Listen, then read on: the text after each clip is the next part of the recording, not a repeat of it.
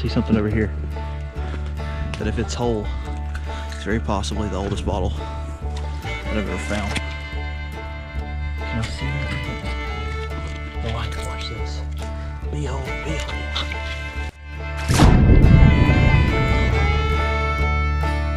What's up, guys, and welcome back to Adventure Archaeology. If you're new to the channel, my name is Brandon, and we search for all kinds of history. Today we've got two creeks on the radar that are in two really old towns. We're gonna go get in those creeks and take a look for some antique bottles. Some antique bottles here in the state of Alabama are worth thousands of dollars, so you never know what you're gonna run across. Let's go take a look around and see what we can find. We're at the tricky part of the year where the water is actually starting to get deep finally. And that's a good thing though, because it's gonna help us get some new stuff washed out. I don't know what that was. Piece of a pipe or something. Had to put it in the bag and carry it out. But with that water being higher comes the risk of getting swept away if you're not careful. So gotta be real careful this time of year, especially if you're out solo. Take your time, watch for the deep pockets, and steer clear of them. Last thing you want to do is be way out here a couple miles and get dunked under the water and have to walk back and get hypothermia. I mean, after all, it is February. All right, we got a bottle. Let's let y'all take a look.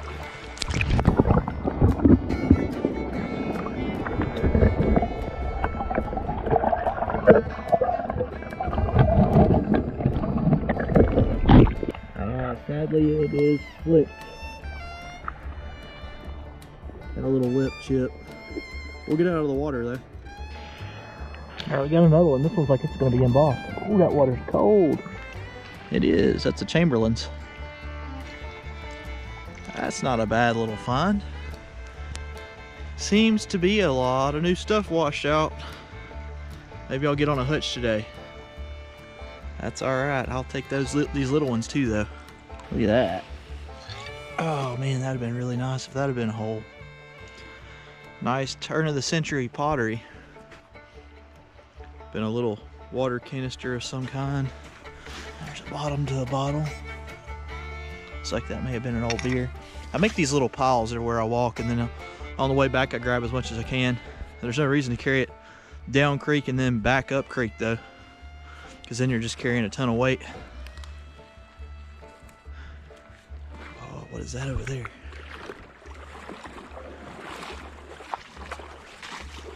Just a broken piece of a jar. Lots of good stuff, guys. I'm pretty excited. This is the most excited I've been in about 6 months, because the water level is going to help expose a whole lot of stuff. So I'll get back with you when we find something else. Well, I'm in Little Bottle City, apparently. There's another one. That's another slick. Doesn't have any damage though. Definitely a keeper.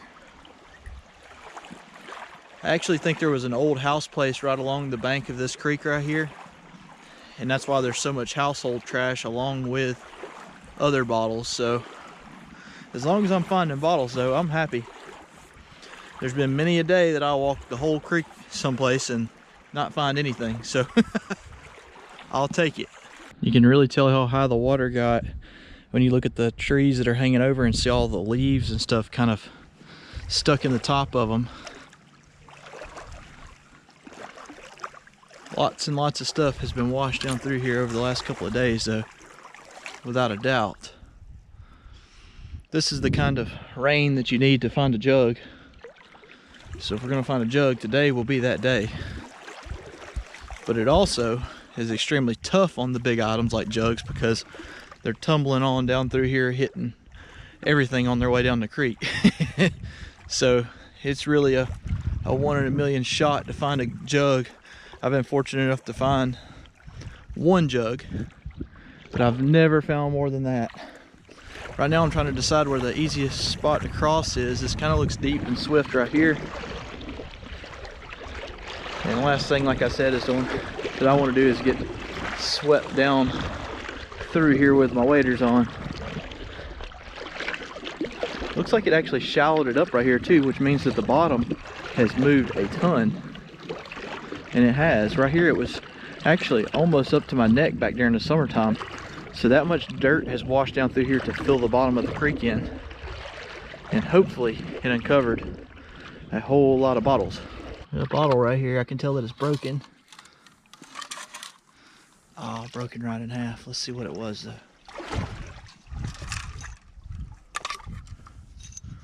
Oh, that was a round bottom bottle.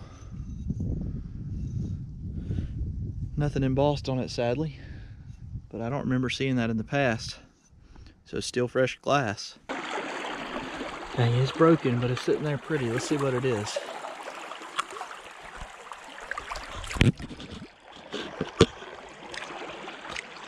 That was a CCC. Wow. That's from Birmingham. She's pretty rashy. We're going to take it with us. That definitely came out of the bottom and washed down the creek since last time. Looks like it's been tumbling down in through there for a pretty good while with the amount of rash, so I don't know if that's going to be something I'm going to be able to turn into a drinking glass. But we'll see. We'll carry it out. See a bottle right down there. I'm going to stick the camera under for this one. It's kind of weird. Sidewalk.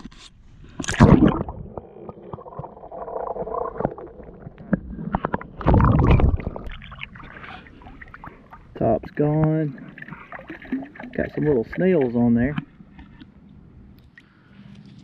But overall, that'll be a good drinking glass. It'll be able to be cut right there. It'll still say Pioneer bottling on it. And, oh no, it's got a big flash all the way down to there. Well, crap. That's okay. We'll still get it out of here. Nice old whiskey jug right here. It's hard to imagine, but there actually used to be saloons along this bank. And that's one of the reasons we find so many bottles in here, as well as why we find so many jug tops. That would have been a real nice one. That's worth keeping because people can repair broken jugs with handles if you can save them. So many small bottles today. Another slick, really rashed bottle. Where are the sodas at? I know they're hiding here someplace. Maybe they're on the bank. We'll look and see.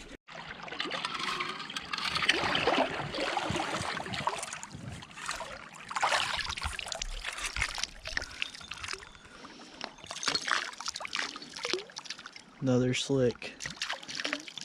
Oh, they keep getting me. This one's buried pretty nicely right here. Looks like a hobble skirt Coke. Looks like I'm gonna have to reach in there with my hand. Ooh. Been there a long time.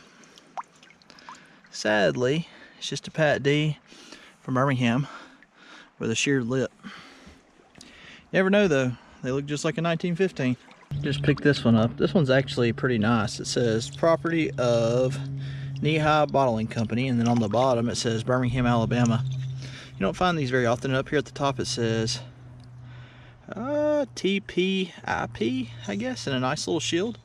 That's a different bottle. Definitely worth keeping. You don't find those very often. Alright guys, check this one out right here.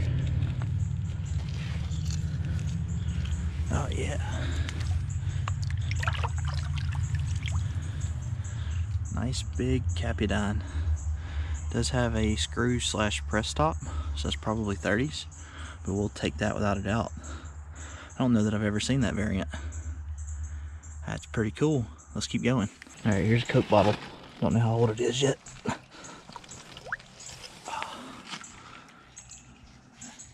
Sadly, it's just a Pat D from Selma, Alabama. It's still whole though. Definitely worth keeping. So I guess today's just one of those days that I'm gonna find stuff that I don't normally find. This is the second one of these that I found today. A Pep or whatever by Nehan Bottling Company. This one doesn't have a town on it though. The other one did say Birmingham. Still gonna keep it. Still nice embossed soda bottle.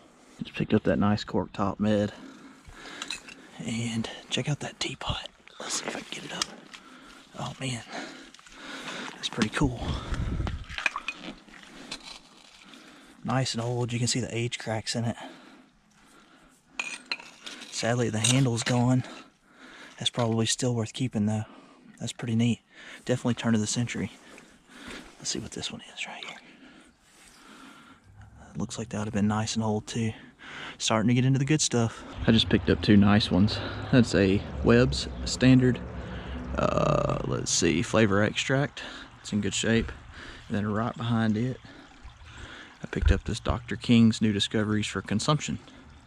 Usually Dr. King's is for coughs, is what it says. So this one's a little bit different. Still pretty common. Both are nice embossed bottles though. Now if I can outrun my mud stream, because I am walking downstream, we might find a little bit more. All right guys, I'm pretty excited. I see something over here that if it's whole, it's very possibly the oldest bottle that I've ever found. Can y'all see that? Look at that. The light, watch this. Be whole, be whole. Holy crap, it is whole. That's a stone beer. No way. Look at that. Wow. Nothing on it, but you don't find that kind of stuff around here. Right beside that stone beer too, to the right of it, is a honest measure flask. Golly, that's cool, guys. Sticking right out of that bank right there. We'll take that all day long. Check that out. That would have been a nice straight side Coke from Selma. Sadly, it's got a ding right there, and the break is down below the Coca-Cola script, so that won't make a glass. But still a pretty cool piece, without a doubt. We'll keep it and see if we can do something with it. All right, guys, I kid you not, this is just laying here just like this. That's a cork top beer. Let's see. R&Co. I looked this up a few months ago. I don't remember exactly what it said. I do remember though that I think the company shut down in 1902. So that's a nice old beer without a doubt. Pretty excited to have that. That looks like another stone. Oh, that would have been another stone beer. Look at that lid. Man, talk about old. That's super old.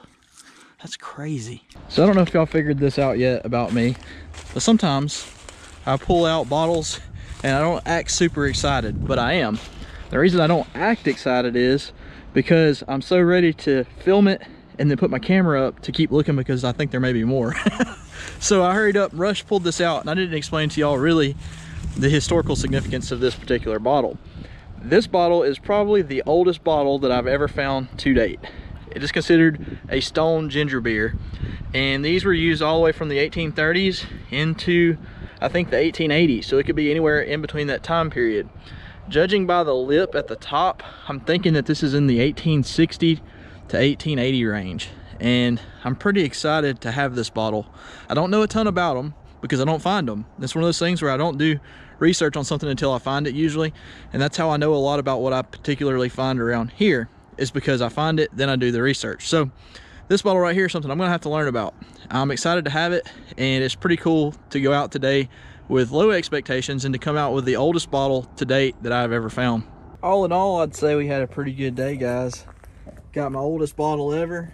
I got two of these right here that like I said, I never find them. What's crazy is I found them in two different creeks. So that was a PEP, and you can see on the bottom it says Birmingham, and you notice on this one over here it says PEP or PIP, and well, I just poured it all out into my truck. But it does not have a town on it, but it still says property of Knee-High, so it probably came from the same plant, just a couple towns apart. Got that really old, nice blob top beer bottle.